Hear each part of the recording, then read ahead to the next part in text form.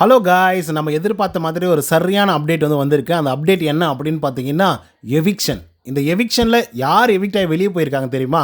அதுவும் ஜோடியாக எவிக்ட் ஆகி வெளியே போயிருக்காங்க. ஒன்று ஆதிரை, இன்னொன்று எஃப்ஜே அவர்கள். ஆக்சுவலாக கடைசி நேரத்தில் இந்த ஒரு தீர்மானத்தை மாற்றிருக்கிறதாக சொல்லப்பட்டிருக்கு. ஸோ என்ன நடந்துச்சு அப்படிங்கிறத பற்றி இந்த வீடியோவில் முழுசாக பார்க்கலாம். ஸோ இந்த வீடியோக்கு போகிறதுக்கு முன்னாடி நம்மளோட சேனலை சப்ஸ்கிரைப் பண்ணாதவங்க சப்ஸ்கிரைப் பண்ணி வச்சுக்கோங்க. பக்கத்தில் ஒரு பெல் ஐக்கான் இருக்கும், அதையும் ப்ரெஸ் பண்ணி ஹாலில் போட்டுக்கோங்க. அப்போ தான் நாங்கள் அப்டேட் பண்ணுற ஒவ்வொரு விஷயம் உங்களுக்கு நோட்டிஃபிகேஷன் சேரும். அதுதான் இந்த வீடியோக்கு குறைஞ்சபட்சம் ஒரு 1000 லைக்கான எதிர்பார்க்குறோம். ஸோ லைக்கை போடுங்க, வீடியோ பாருங்கள். வாங்க இந்த வீடியோக்குள்ள போகலாம். ஆக்சுவலாக இந்த வாரத்தில் 11 பேர் பார்த்தீங்கன்னா நாமினேட் ஆயிருந்தாங்க.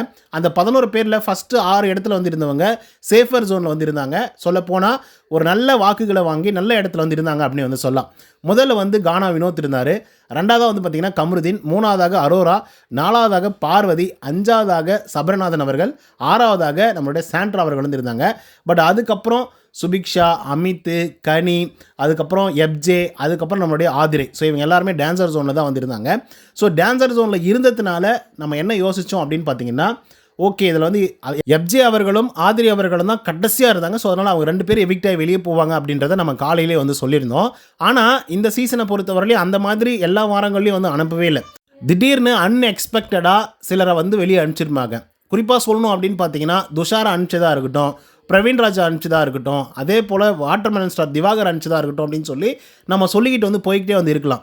ஸோ இந்த மாதிரி அன்ஃபேர் எவிக்ஷன் அப்படிங்கிறது இந்த சீசனில் நிறைய நடந்திருக்கு. ஓகேவா? ஆனால் இந்த வாரத்தில் அப்படி அன்ஃபேர் எவிக்ஷன்லாம் பண்ண கிடையாது. டேரெக்டாக ஓட்டிங் வைஸ் தான் பார்த்தீங்கன்னா எவிக்ட் பண்ணி வெளியே அனுப்பிச்சிருக்காங்க. பட் இதில் என்ன ட்விஸ்ட் அப்படின்னு பார்த்தீங்கன்னா, எஃப்ஜே அவர்கள் இருக்கார்ல, அந்த மனுஷனை வெளியே அனுப்பிச்சது தான் இப்போ மிகப்பெரிய அளவில் சர்ச்சையாக மாறி இருக்கு. ரீசன் என்னென்னா, ஓட்டிங்ஸ் இல்லைனாலும் கண்டென்ட் கொடுக்கக்கூடிய இடத்துல எஃப்ஜே அவர்கள் இருந்தாப்புல. சொல்லப்போனால் பார்வதி அவர்களுக்கு இவர் விபதி அடிக்கிற விஷயங்களாக இருக்கட்டும், அது மட்டும் இல்லாமல் போட்டு எல்லாத்தையும் ஒட்டைக்கும் செஞ்சுருவாப்புல. பட்டுன்னு போட்டு உடைக்க ஆரம்பிச்சிருவாப்புல. அப்படிப்பட்ட ஒரு ஆள் தான் எஃப்ஜே அவர்கள். ஸோ ஆல்ரெடி வியானாவை ஒரு இடத்துல எக்ஸ்போஸ் பண்ணியிருப்பாங்க. வியானாவுக்கு இருந்த மொத்த மரியாதையும் அந்த எபிசோடுக்கு அப்புறம் தான் பார்த்தீங்கன்னா குறைய ஆரம்பிச்சுது அப்படின்னு சொல்லலாம். சொல்லப்போனால் வாக்குகள்லாம் ரொம்ப குறைவாக வாங்கி டான்சர் ஜோனில் ஒரு 2-3 வாரங்கள் கடைசியாக லாஸ்ட் வீக் தான் எவிக்ட் ஆகி அவங்க வெளியே போனாங்க.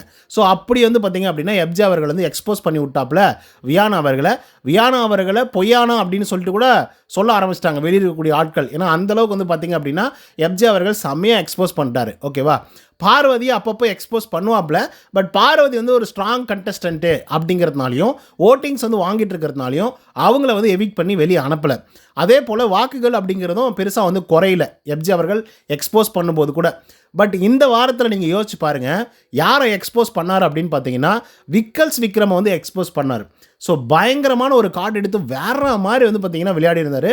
குறிப்பாக அந்த கேப்டன்சி டாஸ்க் நடந்தது இல்லையா, அந்த கேப்டன்சி டாஸ்கில் விக்ரம் அவர்கள் எவ்வளோ தூரம் பயங்கர அக்ரெசிவாக விளையாடினார் அப்படிங்கிறத மொத்தமாக எக்ஸ்போஸ் பண்ணது மட்டும் இல்லாமல் நிறைய வார்த்தைகளையும் பார்த்தீங்கன்னா கொட்டியிருப்பாப்புல.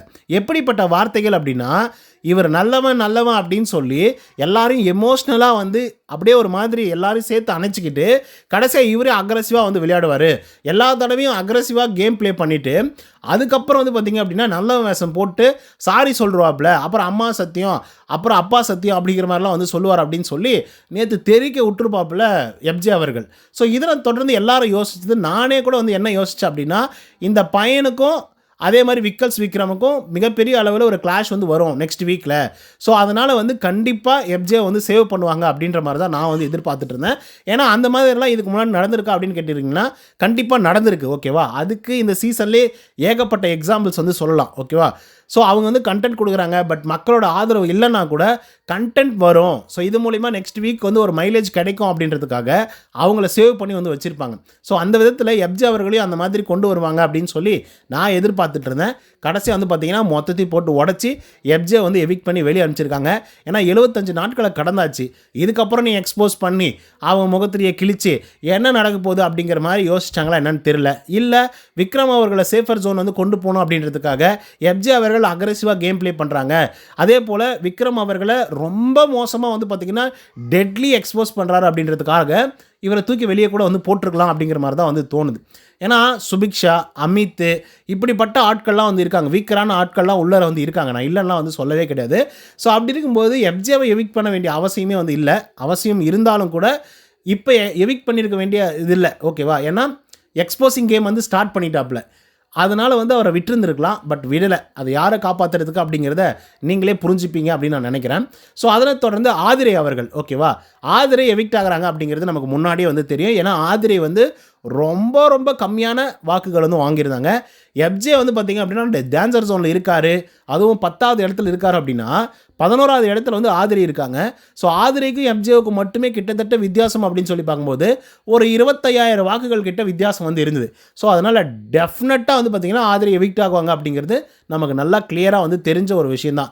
என்ன இதில் ஒரே ஒரு வருத்தம் அப்படின்னா, பிக் பாஸ் டீம் வந்து எத்தனையோ நல்ல பிளேயர்ஸ் எல்லாம் விட்டுட்டு ஆதிரையை உள்ளே அனுப்பிச்சது வந்து பார்த்திங்க அப்படின்னா, எஃப்ஜே அவர்களுக்கும் இவங்களுக்கும் பெரிய அளவில் ஒரு சண்டை நடக்கும், கண்டிப்பாக எக்ஸ்போஸ் பண்ணுவாங்க, ஆதிரை வேறு மாதிரி அடித்து ஆட போகிறாங்க, ஏன்னா வெளியும் வந்து பார்த்துட்டு வந்துருக்காங்க, அவங்க என்ன தப்பு பண்ணியிருக்காங்க அப்படிங்கிறதையும் சரி பண்ணிப்பாங்க அப்படின்னு சொல்லி தான் உள்ளார வந்து அனுப்பிச்சாங்க.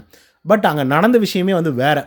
ஏன்னா இவங்க எக்ஸ்போஸ் பண்ணணும்னு நினச்ச போது எஃப்ஜே செமையாக ஸ்மார்ட்டாக ஒரு மூவ் பண்ணி, ஆனால் எல்லா தப்பும் நான் தான் பண்ணேன் அப்படிங்கிற மாதிரி அந்த கேஸில் வந்து பார்த்திங்கன்னா ஒத்துக்கிட்டான். ஸோ அதனால் ஆதிரையால் எக்ஸ்போஸ் பண்ணவே முடியல. அதனால் கொஞ்சம் ப்ளேம் வந்து பார்த்திங்கன்னா எஃப்ஜே மேலே போச்சு, விக்ரம் மேலே வந்து போச்சு, ஓகேவா. ஆனாலும் அந்த இடத்துல நீதி கிடைச்சிதா அப்படின்னு கேட்டிங்கன்னா கண்டிப்பாக கிடைக்கவே இல்லை. இப்போ வரைக்குமே அந்த நீதி அப்படிங்கிறது கிடைக்காமலே வந்து போயிடுச்சு. ஸோ அதனால் ஆதிரையோடைய கேம் பிளே வந்து பார்த்திங்கன்னா பெருசாக எக்ஸ்போஸ் ஆகலை, பெருசாக வந்து மக்கள்கிட்ட போய் சேரலை அப்படின்னு தான் வந்து சொல்லி ஆகணும். அண்ட் ஒன் மோர் திங் என்னென்னா, வீட்டுக்குள்ளே அவங்க ஒன்றும் பெருசாக அதுக்கப்புறம் பண்ணவும் இல்லை. அந்த ஒரு கேஸ்க்காக தான் அவங்க வெயிட் பண்ணிட்டு இருந்தாங்க. அந்த கேஸை உடச்சி ஊற்றி விட்டாப்புல எஃப்ஜே அவர்கள். ஸோ அதனால் அவங்களுடைய கேம் பிளேவும் மொத்தமாக முடிஞ்சு போச்சு. அதனால் அவங்கள தூக்கி வெளியே போட்டாங்க. பட் டிஸ்கஷன் வந்து பயங்கரமாக போச்சு அப்படிங்கிற மாதிரி சொல்லப்படுது. அமித்தை தூக்கி இல்லாமா, இல்லை சுபிக்ஷாவை தூக்கி இல்லாமா, இல்லை எஃப்ஜே அண்ட் ஆதிரையை மட்டும் தான் தூக்கணுமா அப்படின்ற மாதிரி வந்து போயிட்டு இருக்கும்போது, இல்லை எஃப்ஜேவையும் ஆதிரையுமே வந்து தூக்கிடலாம் அப்படின்ற மாதிரி டிஸ்கஷன் வந்து போச்சான். அண்ட் ஒன் மோர் திங் என்னென்னா, சுபிக்ஷா அவர்களை கூட எவிக்ட் பண்ணி வெளியே அனுப்பிச்சிருந்துருக்கலாம். ஆனால் ஏன் அவங்க வந்து எவிக்ட் பண்ணல அப்படின்றதுக்கான காரணம் என்னென்னா, அவங்கக்கிட்ட ஓட்டும் வந்து இருந்தது ஒன்று. ரெண்டாவது விஷயம் என்னென்னா, அவங்க மீனவ சமுதாயத்துலேருந்து வந்த ஒரு ஆள் இல்லையா. ஸோ அவங்களுடைய எமோஷன்ஸ் வந்து எப்படி இருக்கும், அவங்க அப்பா அவங்க அம்மாலாம் வந்து பிக் பாஸ் வீட்டுக்குள்ளே வந்தாங்க அப்படின்னா அந்த எமோஷன்ஸ் எப்படி இருக்கும் அப்படின்றத காட்டுறதுக்காக கூட மேபி சுபிக்ஷா அவர்களை வந்து உள்ளே ஹோல்டு பண்ணி வந்து வச்சுருந்துருக்கலாம். ஸோ அப்படி தான் வந்து பேசப்பட்டுருக்கு. ஸோ அதன் காரணமாக தான் ஓட்டிங் வைஸே போயிடுவோம். அதனால் ஆதிரையும் எஃப்ஜே அவர்களையும் தூக்கி வெளியே போட்டலாம் அப்படிங்கிற ஒரு முடிவுக்கு வந்து இப்போ 2 பேரும் எவிக்ட் பண்ணி வெளியே அனுப்பிச்சிருக்காங்க. ஸோ இது ரியலாக எனக்கு வந்து ஹாப்பி தான், ஓகேவா. எஃப்ஜே அவர்கள் வெளியே போனதுலேயும் சரி, ஆதிரை அவர்கள் எவிக்ட் ஆகி வெளியே போனதுலேயும் சரி. ஏன்னா எஃப்ஜே அவர்கள் வந்து ரொம்ப ரூடு, எக்ஸ்போஸ் பண்ணுறதா இருந்தாலும் ரொம்ப ரூடாக வந்து பண்ணுவாப்பில், ரொம்ப மோசமாக வந்து பேசுவாப்பில். அண்ட் இதுக்கு முன்னாடி அவர் எப்படி இருந்தார் அப்படிங்கிறதும் நமக்கு தெரியும். ஸோ அதனால் வந்து பார்த்திங்க அப்படின்னா எஃப்ஜே அவர்கள் எவிக்ட் ஆகி போனதில் தப்பு ஒன்றும் கிடையாது. பட் என்னென்னா, ஒரு வாரம் விட்டுருந்தா இன்னும் கூட விக்ரம் அவர்களை எக்ஸ்போஸ் பண்ணியிருப்பாரோ அப்படிங்கிற மாதிரி இருந்தது. ஸோ இதை பற்றின உங்களோட கருத்துக்கள் என்ன அப்படிங்கிறத கமெண்ட்ஸில் வந்து பதிவு பண்ணுங்கள். இந்த வீடியோ உங்களுக்கு வந்து பிடிச்சிருந்தா லைக் அண்ட் சப்ஸ்கிரைப் பண்ண மறந்துடாதீங்க. இன்னொரு தகவல் சந்திக்கிறேன். Until then bye from Uday. நன்றி, வணக்கம்.